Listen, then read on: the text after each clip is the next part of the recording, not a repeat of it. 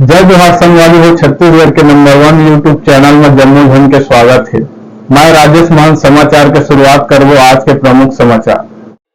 मेघनाथ लहरे के अंतिम संस्कार में ग्रामवासी संग परिजन मन होइन हे शामिल। आप मला बता दें कि शक्ति जिला के जेरीपुर ब्लॉक के अंतर्गत डिजिटल ग्राम पंचायत बेलादुला के पूर्व सरपंच बलीराम लहरे के पिताजी मेघनाथ लहरे की मृत्यु 25 तारीख के अचानक बिहनिया बेरा हो जाए परिवार में शोक के माहौल।